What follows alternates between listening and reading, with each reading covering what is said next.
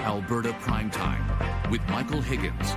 Welcome to Alberta Primetime. Ahead tonight, our politics panel on premiers talking unity under the threat of new Trump tariffs. But first, shifting focus. We're at a moment as a party where the party is actively working on their platform, and I fully expect to see some strong policies come forward from the party as we get closer to that election. Former Edmonton Public School Board Chair Tricia Estabrooks launching a campaign to become the Alberta NDP's candidate in Edmonton Strathcona, the constituency currently held by the party's leader, won in a by-election just over a year ago. And Naheed Nenshi joins us now. Oh, there he is. Mr. Nenshi, sir, welcome back. Good to have you. There we go. All right. Thank you. It's always a pleasure to be on, Michael. And it's appreciated. And we're catching you in Calgary today, which just happens to be where you've indicated that you will be seeking a seat in the next general election. What makes this the right move where your party is concerned? Well, you know, I was have been and continue to be very pleased to be the MLA for Edmonton Strathcona. The people of Edmonton Strathcona have been incredibly welcoming, and it's been a wonderful way to get to know Edmonton better, as well as to get to know kind of the heartbeat of our party and our movement a little bit better. But I do come from Calgary. I grew up here and have most of my professional life here, and you know, really feel like, should I be lucky enough in the next election to serve as the premier, I'd like to represent a Calgary riding. And, you know, politically, there's something here as well, Michael, which is obviously the Alberta New Democrats need to win more seats in Calgary. And I believe that the leader of a party should be someone who wins you seats and gets you more seats. And, you know, the example of this I think of is when Justin Trudeau became the leader of the Liberals. He didn't run in his dad's riding in a very safe Montreal seat. He ran in a bloc seat, which has since become more of a Liberal-leaning seat. And I know that sounds very political and very sort of calculating, but for me, I want to be able to represent the place that I know so well.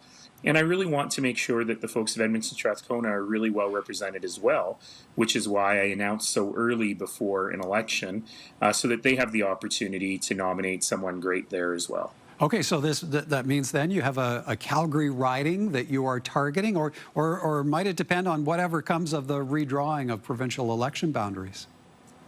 Yeah, let's not forget this terrible thing that the government has done, which is they threw out the results of the Independent Electoral Boundaries Commission first time, well, not the first time, but one of the only times in Canadian history that that's ever happened. And then they put in this very illegitimate, stacked system with a majority UCP committee that is going to be setting up the new maps over the summer. It's all a huge mess. There will undoubtedly be legal challenges to it. But one of the things that they've signaled that they want to do is really mess up the seats in Calgary. There was one of the gentleman who the UCP appointed to that committee had made a submission to the previous panel in which he sliced and diced Calgary and put most of Calgary in with rural areas surrounding. It's all very irregular. I believe it's illegal and unconstitutional. So that's a long way of saying that it's not going to work. The gerrymandering will not work. There will undoubtedly be legal challenges to this. But that also means that we don't have a map that we know that we will be running the next election on. Now, Elections Alberta had said they need 18 months with a new map in order to have an election. The UCP said we're going to give you 12 months, but if there are legal challenges, then it's very likely we'll end up running the election on the old map. So this is all feels like politics that normal people don't care about. But I think it's really relevant. You know, you deserve to choose your own politicians, not have politicians choose their voters. So the gerrymandering is a mess. All told, we're going to fight it for fair democratic elections. We're not going to let the UCP rig the election. But it also has a personal impact on me because I don't know where I'm going to run until we actually have a final and hopefully fair. Okay. Speaking of Calgarians voting, Calgary Shaw, the riding vacated by former UCP Cabinet Minister Rebecca Schultz, it will have to go to a by-election no later than mid-November, if my math is correct. But from the NDP side of the aisle, is this a by-election best held after the October 19th referendum? Look, we're ready to go either way. You know, the Premier indicated last week, she was pretty clear about it. You know, sometimes one of the nice things about the Premier is she's clear about her machinations sometimes. And she indicated last week that she doesn't really want to have a by-election now because people are talking about other things, by which she means the separation referendum. And she knows she's going to lose that separation referendum very bad. Now, to be fair, she says she's in favor of Remain, but Albertans know better. They know why this referendum. And because she's going to lose this, she wants to delay that by-election as long as possible. These games really matter to everyday citizens, in my opinion. We're ready to run that election. We have a terrific candidate, Kyle Campbell. You should talk to him, Michael. Great guy. He came to politics because of a very terrible experience with the healthcare system. He had cancer. Thankfully, he's mother. Dad, he's a coach. He is in that community. He is rooted in that community. He's been knocking on doors like crazy. And I think we're going to make a huge breakthrough in Calgary. Is really, I think, why the Premier hasn't this by-election. Okay. The other thing I should mention about this is legally she has to call the by-election by November, but remember that she had a Calgary elbow when she first became the leader of the party, and she delayed that by-election by nearly 18 months. Which I think was an illegal move. No one called her on it, but we're going to make sure that that by-election is called as the law requires. Okay, on the referendum front, the clock is ticking on the 21-day verification window for the petition submitted by separatists. What are you watching for if it is deemed successful by Elections Alberta? It's kind of irrelevant because what we know is that the Premier promised the separatists that they would have a referendum this fall. I met people during Stampede who had had meetings with the Premier 18 months ago in which she said, regardless of the results of the petition, we will have a referendum. The courts have ruled the question that the separatists were petitioning on unconstitutional twice. The verification process does not deal with the issue of whether the question can be asked at all. The Premier and the UCP government didn't care. They put in their own question anyway, because this was the quid pro quo that they had promised the separatists. And I tell you, Michael, I have been all over the province with our For Alberta, For Canada campaign. I'm on my way to Medicine Hat now to talk to Canadians, patriotic Albertans, Canadians in Medicine Hat. And people are very angry that we're in this place at all. They think the UCP government put us here. There was no need to pander to the separatists. And frankly, people are really concerned about losing their country. But I tell you, the number one thing I hear is people who say, look, Naheed, why are you worked up about this? Because it's never going to pass. The separatists are never going to win. And what I say to that is, look, the separatists may not be high in numbers, but they are very motivated. Every one of them is going to vote. And in our last municipal elections across this province, I'm not sure we had anywhere that cracked 30% voter turnout. So if the separatists are at, say, 17, 20%, which is what the polls are showing, and every one of them vote, but there's only a 30% voter turnout, we could get a very strange result. And so my goal for the rest of the 90 days or so before the referendum, encourage everyone to get their mom to vote. People can sign up at foralberta4canada.ca to get tips and vendors. If you want to get a slip, which is vote by mail, that is available now with the elections site. We just make sure that there is a huge voter turnout and that this really reflects the views of Albertans, which are proud Canadians. All right. Afraid we have to leave it there. We're out of time. As always, appreciate your time, Mr. Nenshi. Thank you. Thanks, Michael. It's always a pleasure, and there's never enough time. Indeed. Okay, that's Alberta NDP leader Naheed Nenshi.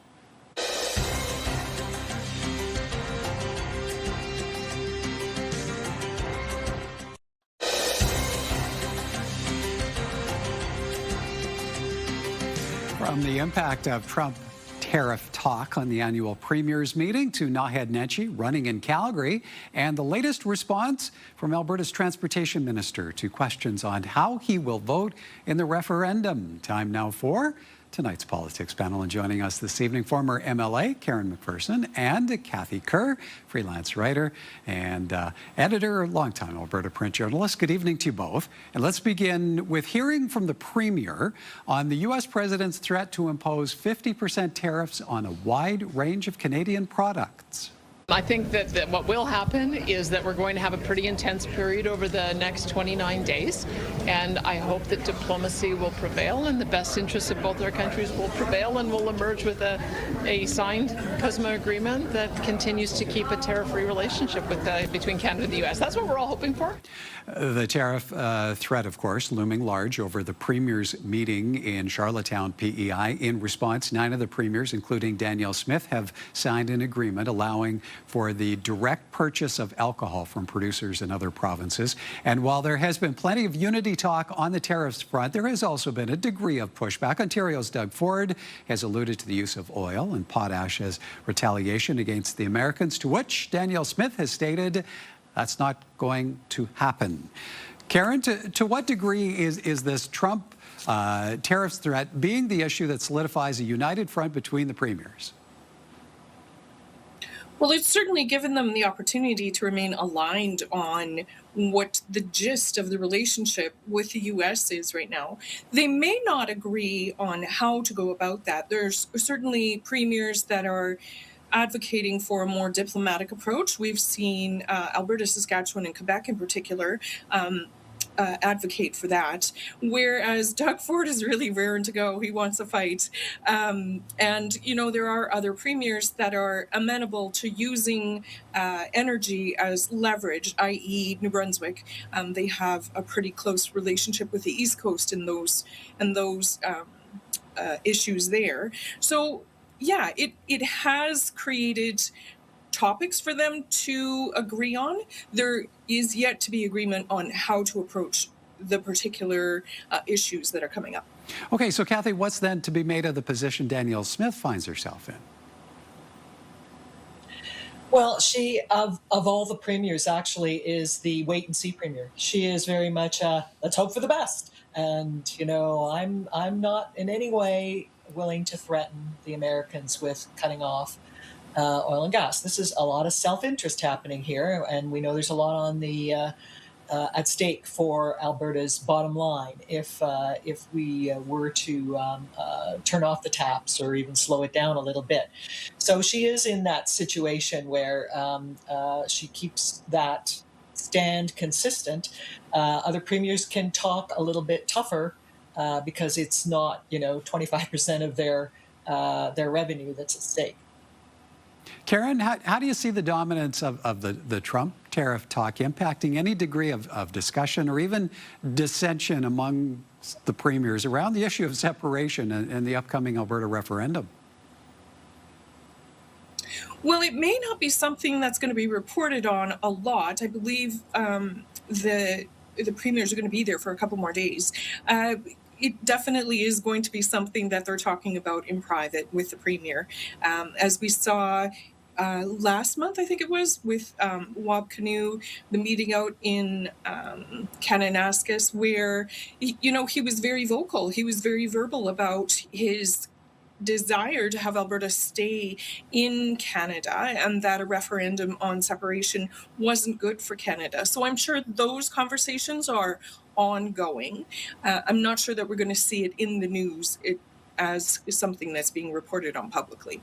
Kathy, focus will shift to the Prime Minister joining the premiers in PEI on Thursday. Expectations for what might or could come of those discussions? I think that the Prime Minister will be trying to coalesce them around a unified position in terms of tariffs. I think he's going to really encourage them on the one thing they have already done, which is breaking down into provincial barriers. And that is a message, I think, as well in the entire tariff fight as well. It's we're willing to get our own economic house in order, and we're willing to try and strengthen our own economy in the face of that threat from outside. And I think that Prime Minister Carney is going to want the premiers to reinforce that, to while not threatening the U.S., to prevent a united front in terms of the decisions about trying to diversify the economy, trying to diversify exports, I think that there's a message that will come, I think, in the end from all of them together, including the Prime Minister, that Canada's just fine, thanks, and we're getting our own economic house in order. Karen, how important will it be for the PM and the premiers to come out of that united, singing from the same song sheet? I think it's very important. We have a short amount of time before these proposed tariffs are due to be implemented. So diplomacy is going to be important. And as you say, singing from the same song sheet is going to be vital. The Prime Minister seems to have pretty good communication with all of the premiers. I heard that there was a call today in anticipation of him being there in person tomorrow. So I expect that to continue. I expect there to be open communication. I expect that we'll see a lot of coherence among the premiers, and that we're going to hear a unified message going forward, reining in some of the more excited members of the Federation and steering towards diplomacy. All right, time for us to take a bit of a break, but when we come back, Naheed Nenshi setting up for a return to Calgary. More from our politics panel in a moment.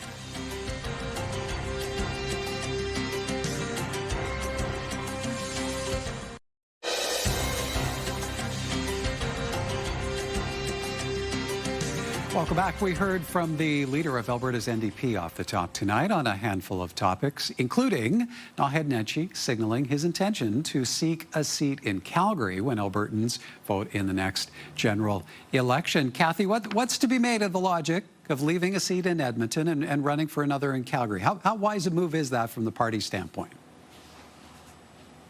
Well, from the party standpoint, it probably technically doesn't make much difference. It's not like Strathcona is going to swing away from the NDP because the leader has left. I mean, it's been a very, very safe seat for a long time for that party. So there's no net loss in their stronghold, Edmonton.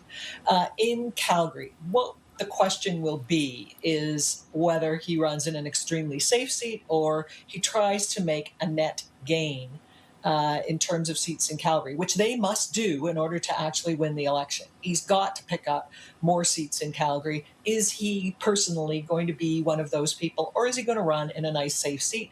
There's talk he might go to Buffalo, which is a nice, safe seat. But I think they should be analyzing which seats are close enough that he could actually have a big impact in announcing that's where he's going to seek the candidacy.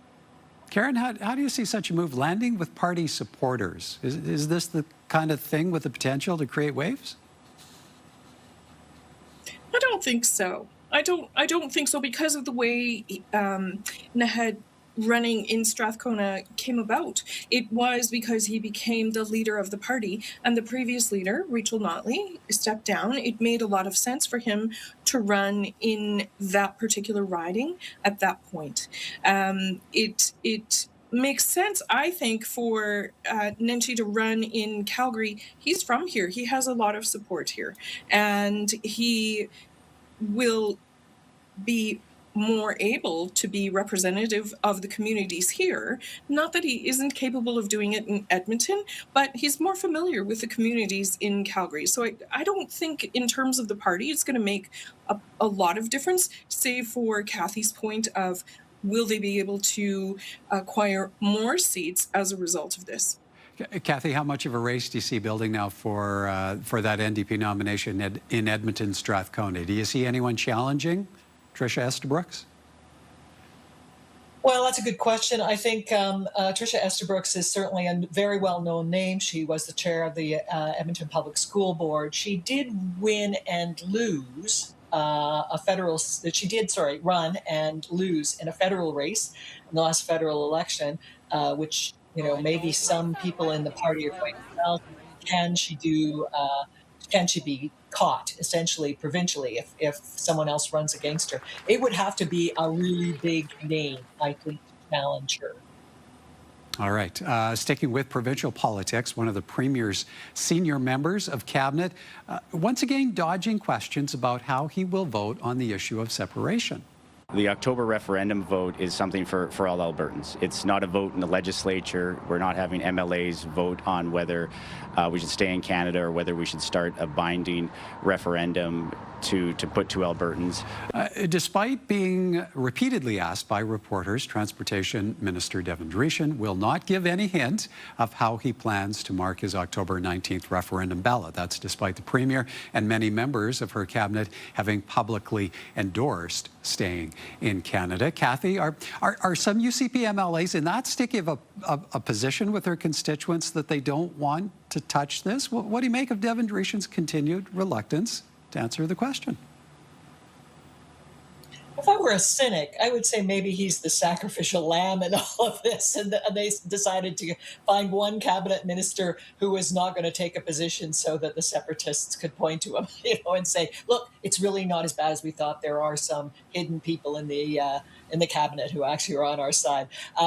Actually, I don't believe that. I think this actually is Dreeshen off his own bat, and I think that he knows that he's relatively safe in doing it because the Premier has said that she's not going to dictate how her MLAs think in terms of separation. Although certainly she's, by her own example, made it pretty clear that there probably is some political coin to be made in actually coming out and saying that you're for a unified Canada. In his constituency, it may be a situation where he's better to just firmly ride that fence.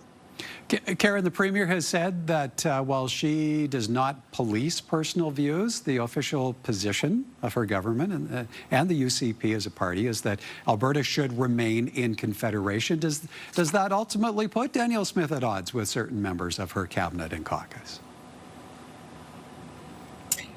Without them coming out and explicitly saying they are voting in favor of holding a referendum on separation, it's very hard to tell. And of course, there's going to be questions about Dreeshen in particular, because there's a very famous photo of him wearing a MAGA hat, a Make America Great Again hat.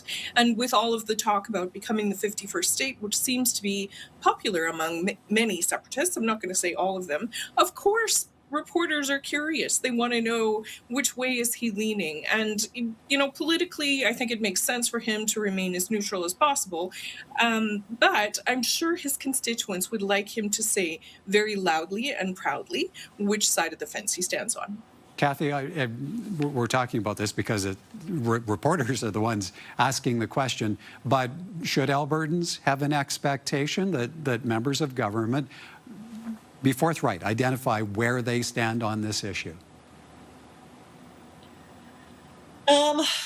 That's a very good question, and here's where it will make a difference is, I think, as we get closer to the referendum and there are meetings in his constituency, I think he's got to answer some questions from his own constituents. If he has constituents standing up and saying, yay or nay, where do you stand?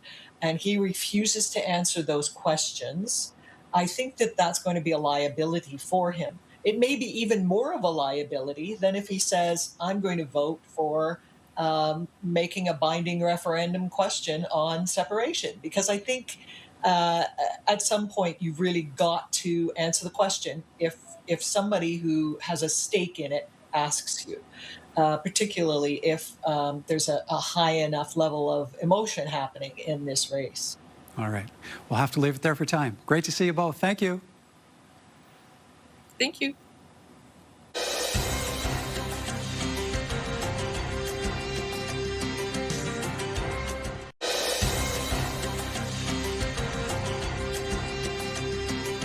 Now, here are a few responses to a recent story posted by CTV News. It's about Premier Smith's comment that Trump's added 50% tariffs on select Canadian goods will hurt both Canada and the U.S. Arthur doesn't think so, saying these new Trump tariffs will be paid by Americans, not Canadians. His poll numbers will fall further. Millard writes, I'm glad Canada is diversifying trade now. It's like being in a toxic relationship. Mikhail, not optimistic, writing, Canada will quietly fold, make a new trade deal with the U.S., and news of it will be quiet. Ross thinks we should just turn off the power. And according to Ottawa in HD, elbows up is the only way. Have your say. Email us anytime at comments@albertaprimetime.com. Coming up tomorrow, getting a read on the drive behind Donald Trump's latest tariff threats and the Canadian response that makes the most sense. We'll hear from trade expert Carlo Dade on Thursday. Until then, have a great evening, everyone. From all of us at Alberta Primetime, thank you for watching, and join us again next time.